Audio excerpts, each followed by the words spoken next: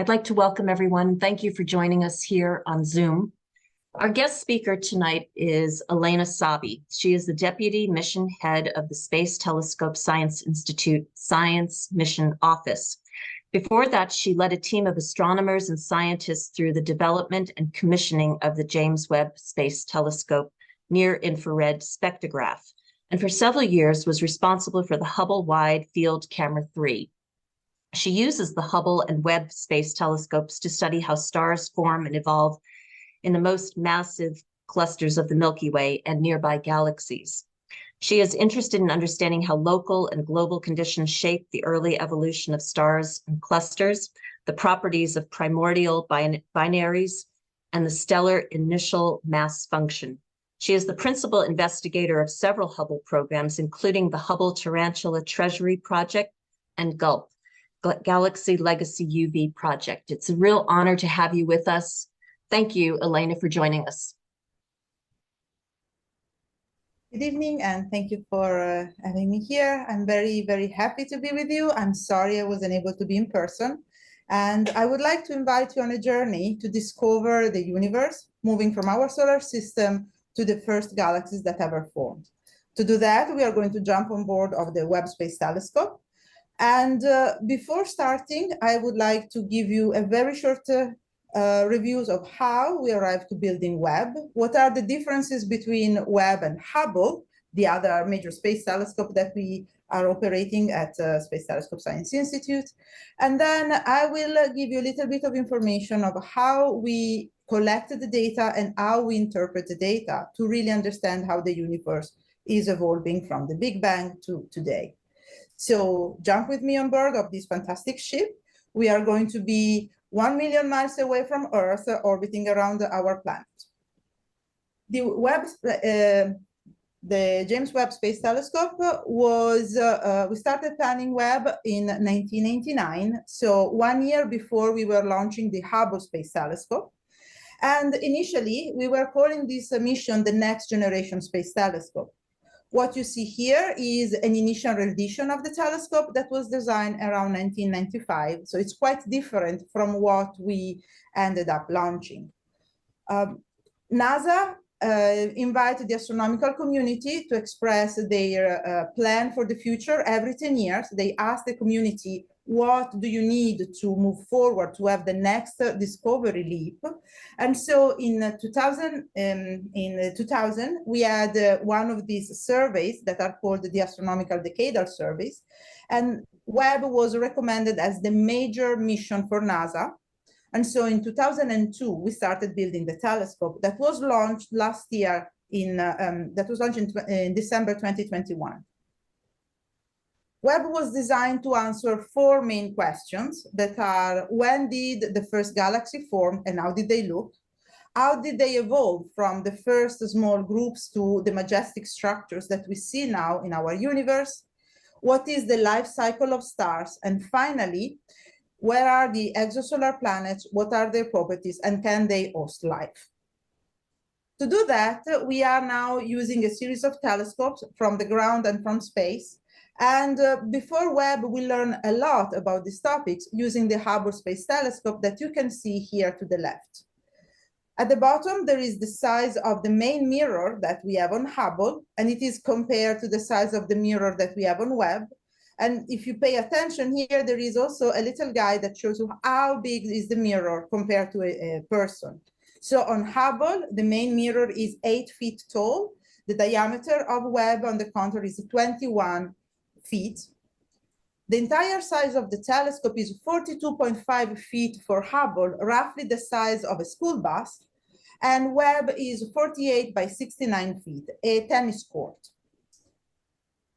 The telescope also have a very different weight. Launching a big telescope, launching something in space, has always the problem of having to do with weight. The heavier the thing that you want to launch, harder it is to launch it. And so we paid a lot of attention to make sure that even if Webb is so big, it is also very light. Hubble mirror is 8,000 pounds. Webb is only 1,600 pounds.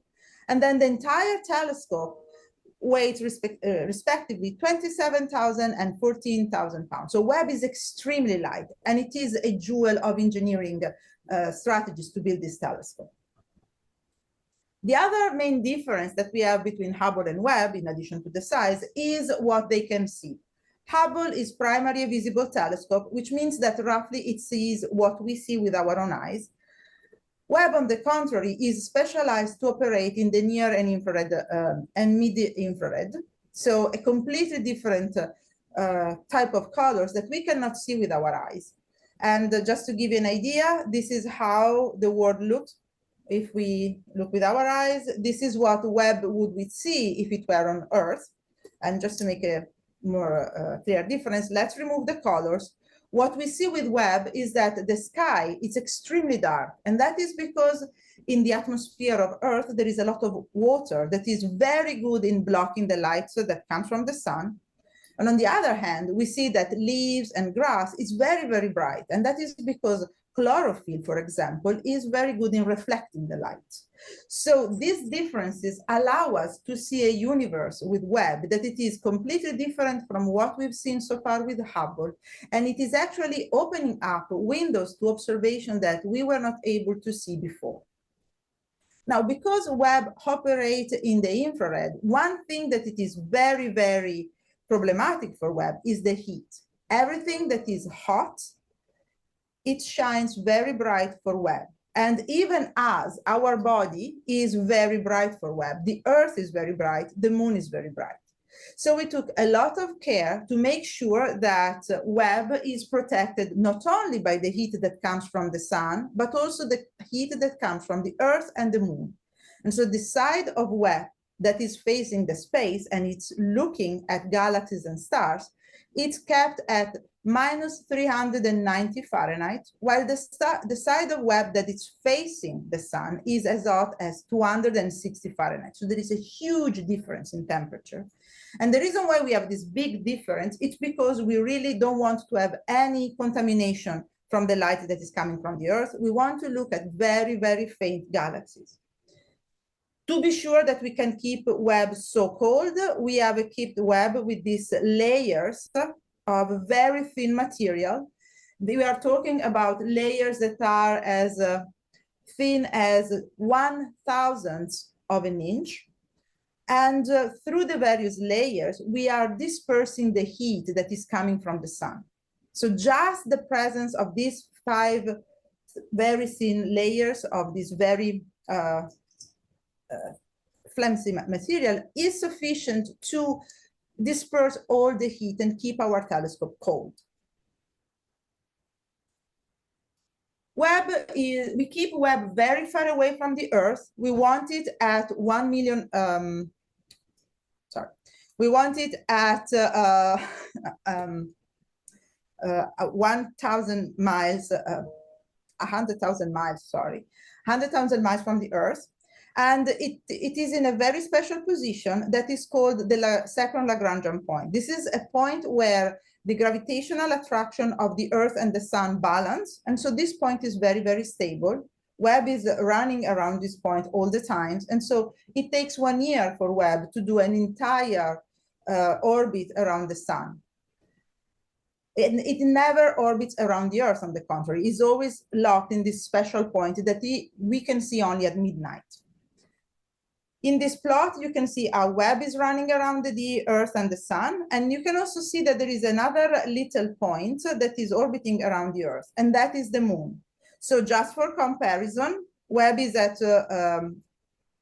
I was right. Webb is at 1 million miles from the Earth. The moon is at 250,000 miles from the Earth. And Hubble, the telescope that we were using before, is only at 350 miles from the Earth.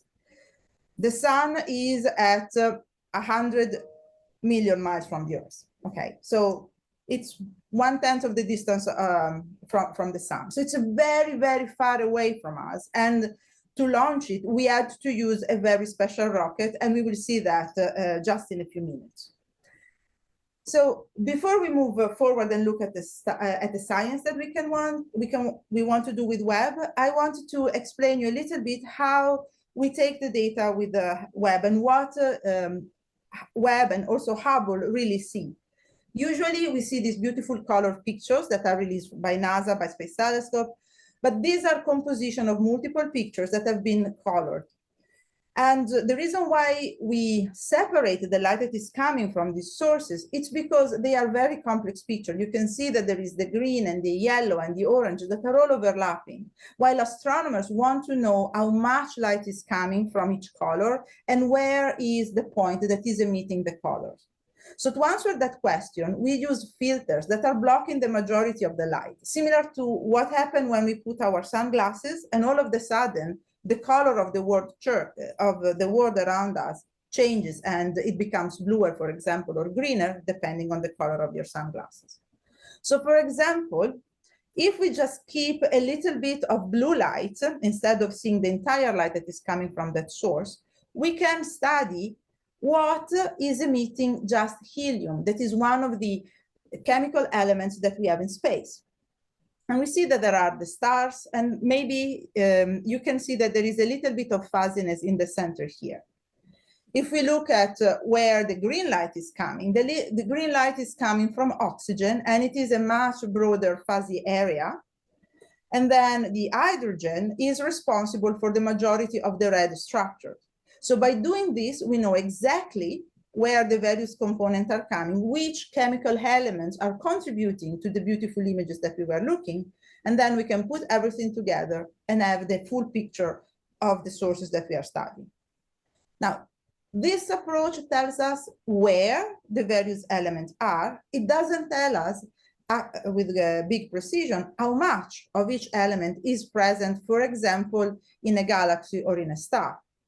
To get that information, we do something even more complicated. We take all the energy that is coming from our astronomical sources. We organize all the energy in terms of high energy toward low energy, something that is very hot, something that is much lower temperature.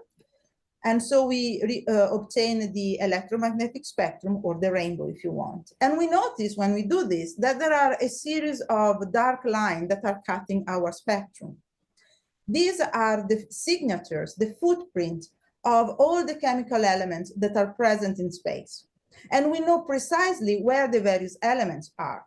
So we can identify them and see this is iron, this is oxygen, but we can also compare by looking at how deep these lines are and how broad these lines are. We can compare how much hydrogen, how much oxygen, how much iron is present in a star, and we can compare star by stars, galaxy and galaxy. And so in doing this, we can follow how the universe evolved from something that only had hydrogen to something that has all the elements that we see on Earth, and that allows the development of life on our planet.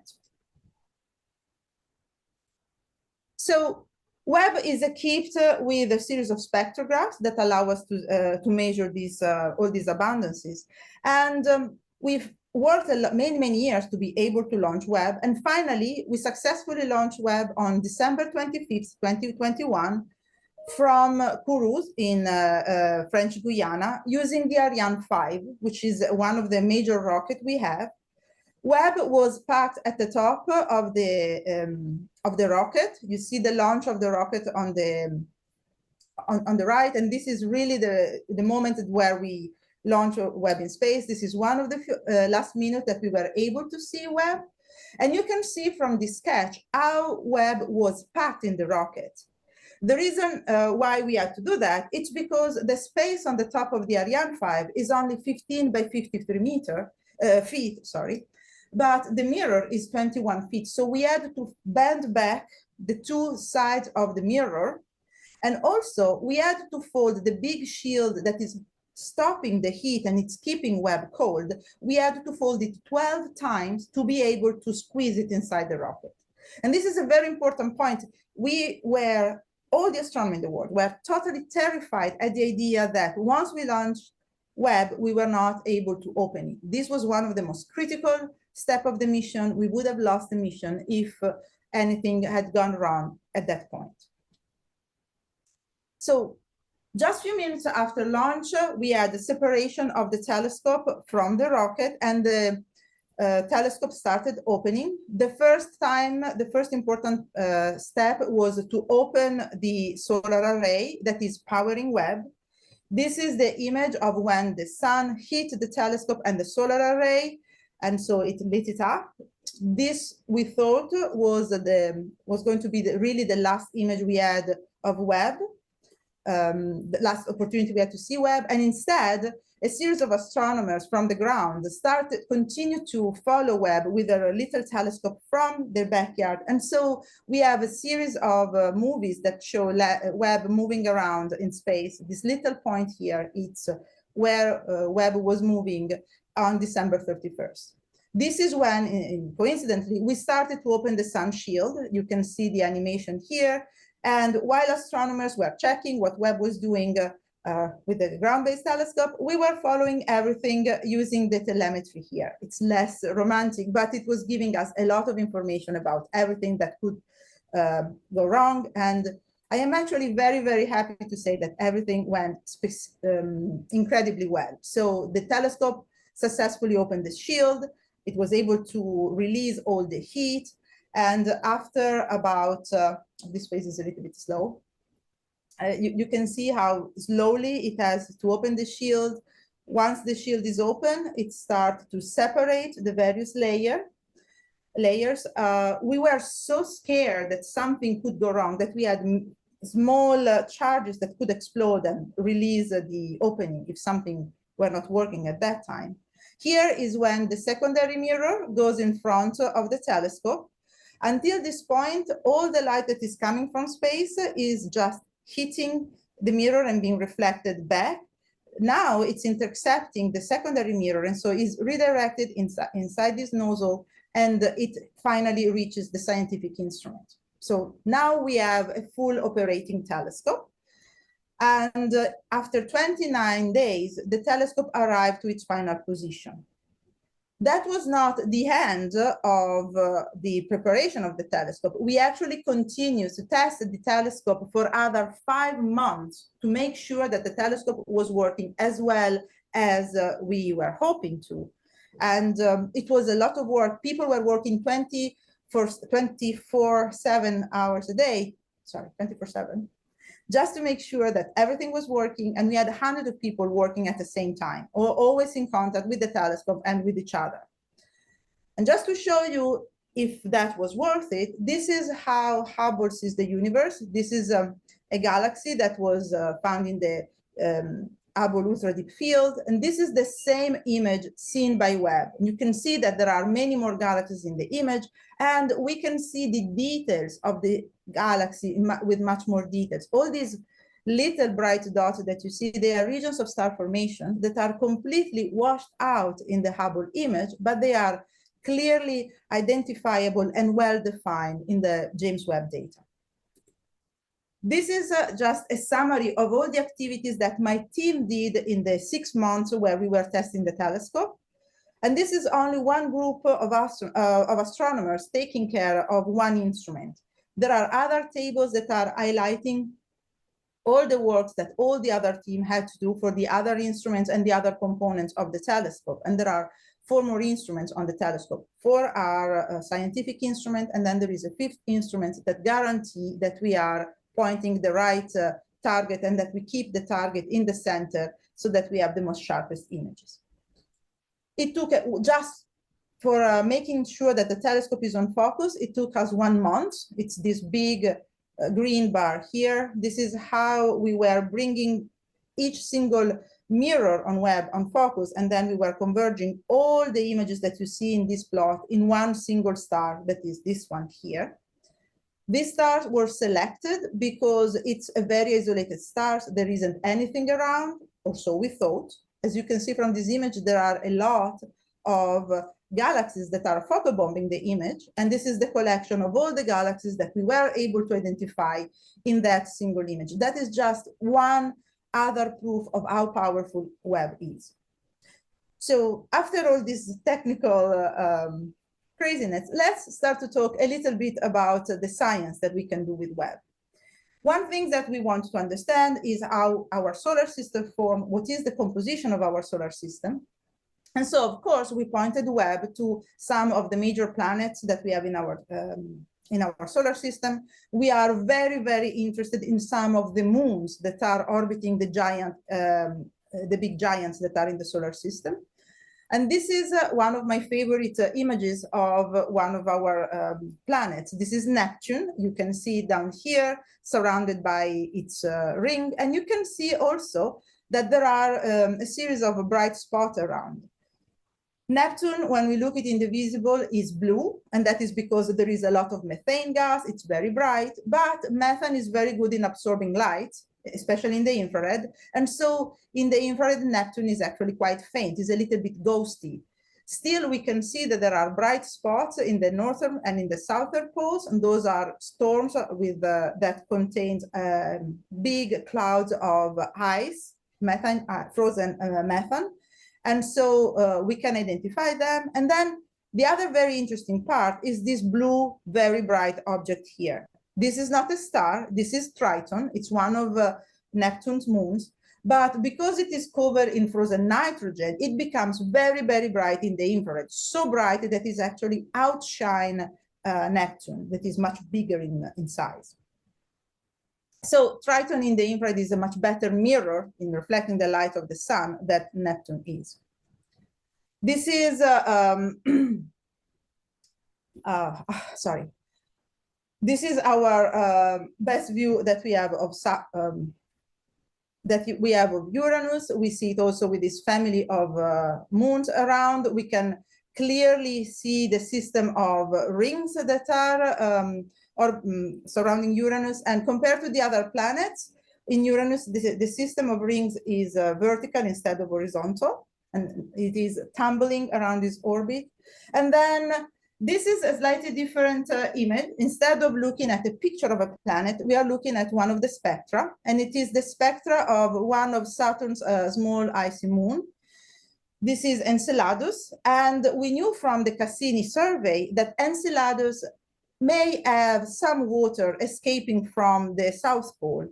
We saw that there were geysers we think that there were geysers, but we did not know how much water was coming out from Enceladus. So what we did almost immediately was to point Webb spectrograph, the mid-infrared spectrograph, toward against this moon. And we saw this plume, beautiful blue plume of water escaping the planet.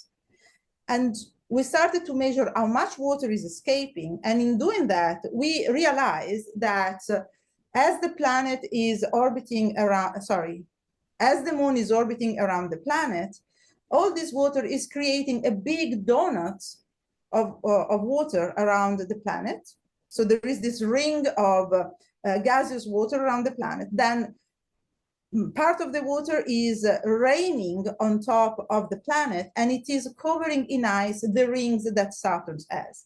And this is the first time that we were able to see this and to realize how big is the water that is escaping from Enceladus.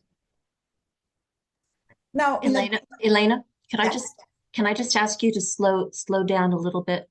Okay. Okay. Thank you. In addition to looking at the planets in our solar system, we want to look at planets that are around other stars, so alien worlds.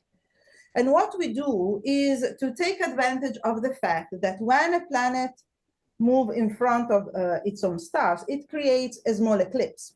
What you see here is, of course, the Earth, and you can see the sun emerging from the Earth. So when this happens, the atmosphere of the planet is incredibly thin. You can have an idea of how thin the atmosphere of planets are exactly from this image, where the sun is illuminating and lighting up the atmosphere of the Earth. This incredible thin layer is sufficient to absorb a little bit of the light of the sun and other planets. And so we can see, by looking at the light that is coming from stars before the planet move in front of them and while the planet is moving in front of them, by comparing this light, we can see what is the chemical composition of the atmosphere of other planets.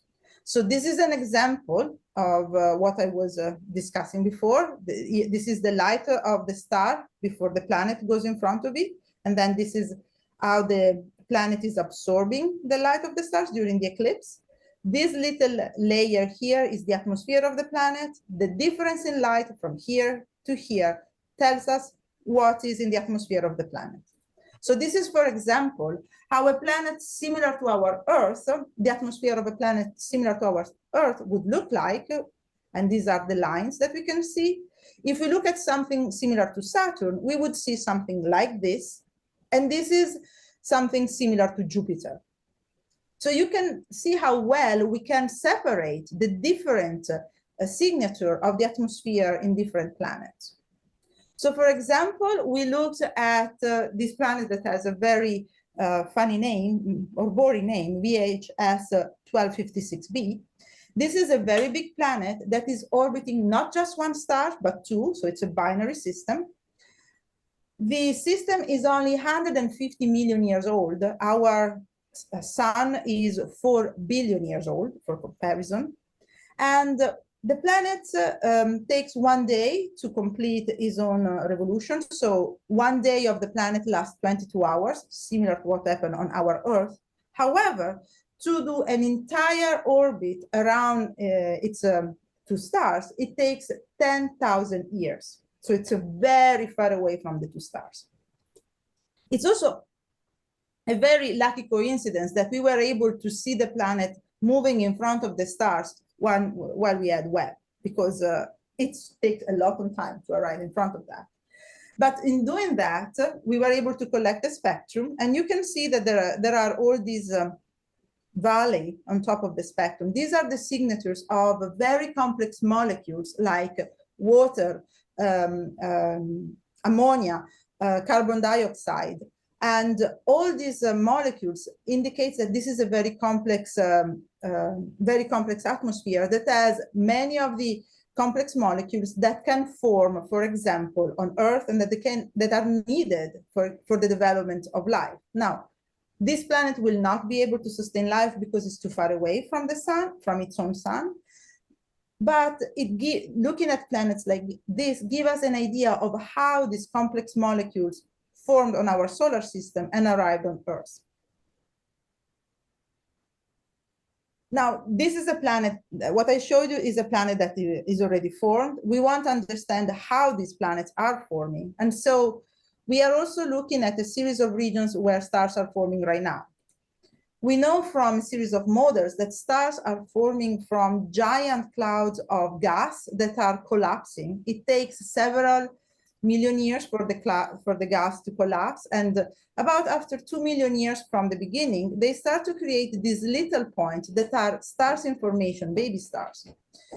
After a few million years, the stars start to expel some of the material through powerful jets that start to blow away the remaining of the gas, so they clean up the remaining environment. And then after 4 or 5 million years, we start to have the first supernova explosion. Sorry, the cat is trying to enter in the room, sorry. So I hope it's not too noisy. So this is how stars are forming. When stars are forming, they also develop rings around, similar to what we see around the planets like Saturn and Uranus. And in these rings is where planets are forming.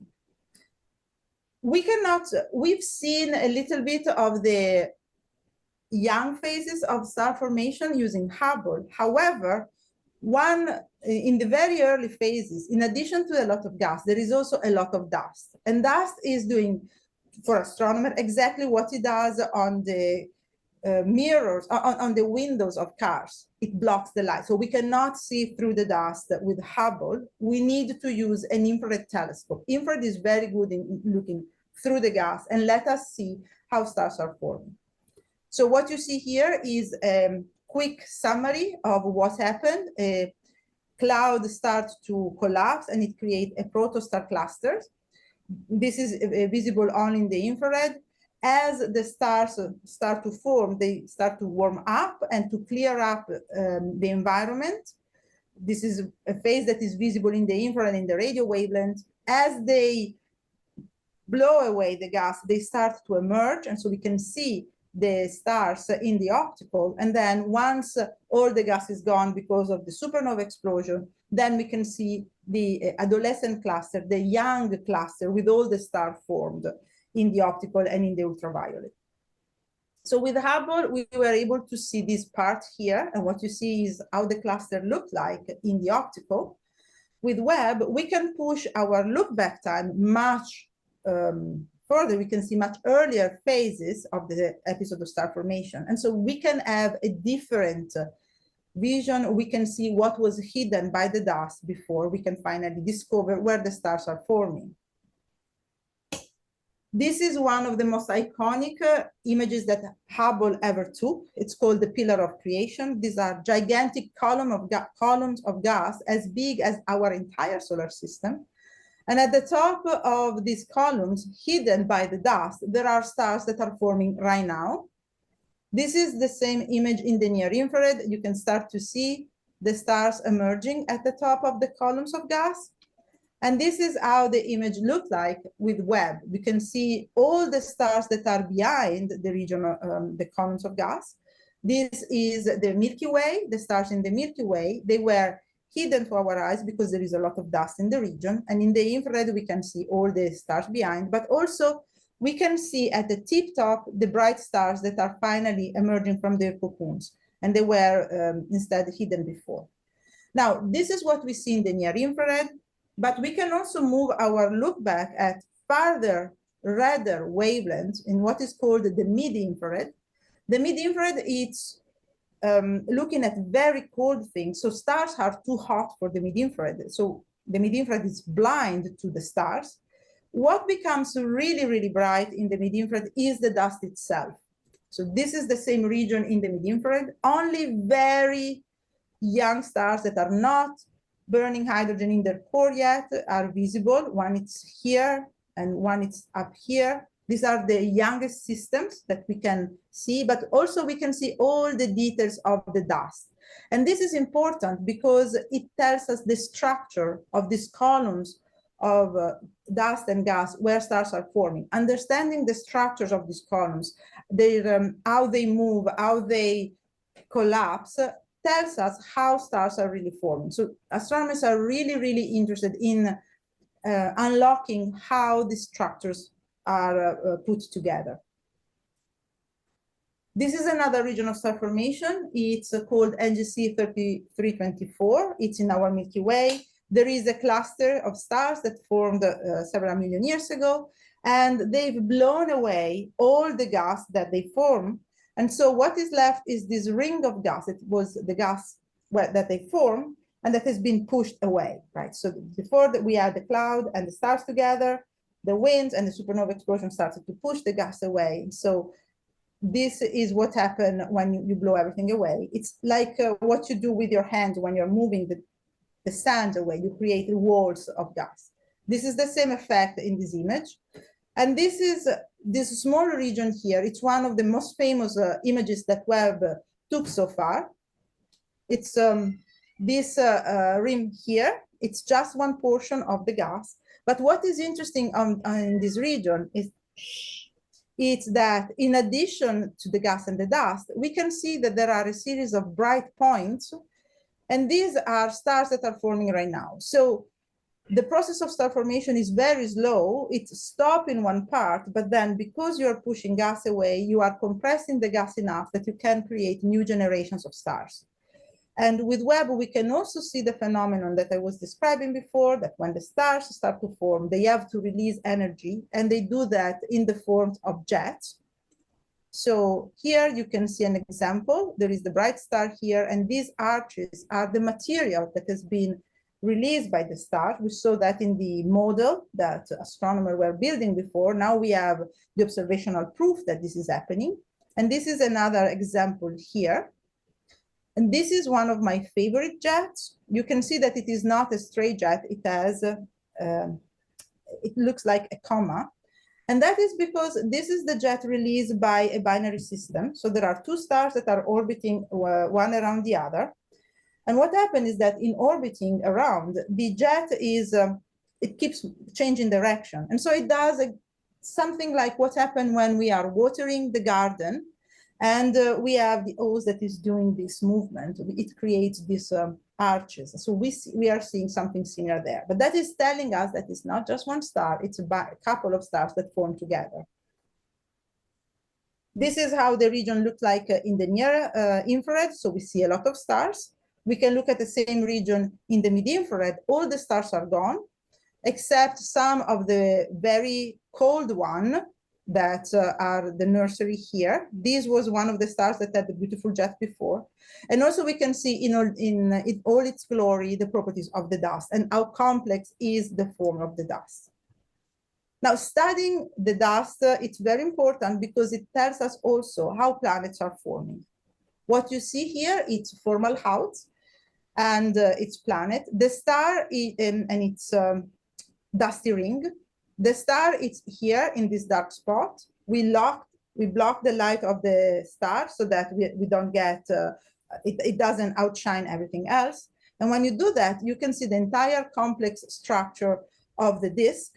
This is a very large disk. There are multiple rings, and the rings have been created by planets' information that are tumbling in the disk, and they are collecting all the material and growing slowly. So in a few million years, all the disk will be blown away, and what will be removed and what will be left will be the young planets orbiting around their stars.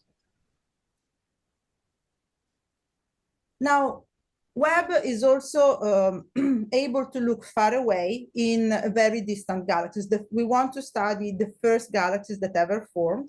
And one of the very first image that we released to the public was released on July 11, 2022, sorry, I need to correct this one. And that was the first ever image that we showed to the public, and it is one of the deepest images we ever collected. It's the image was presented by President Biden, and it is a group of galaxies here in the center that are so big that are able to deviate with their gravity. They can pull the light that is coming from galaxies that are behind. This is called a gravitational lens, and it's a phenomenon that was predicted by Albert Einstein as part of its general relativity.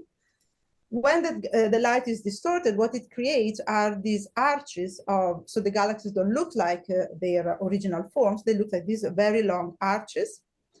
And we looked at this galaxy in the near infrared.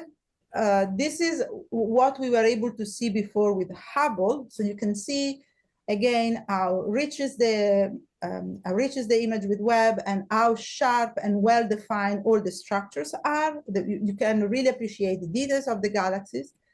And this is also how the galaxy looks like in the mid-infrared. So we see the difference in colors here is giving us a lot of information about the properties, the chemical composition of these galaxies. What are the elements that are dominating the structure of these galaxies? In this image, there are a lot of little bright points. These are stars. They look like asterisks. And then this is the central arch that I mentioned before that is deviating, distorting the light, that is pulling the light. And if you zoom in, it looks like this.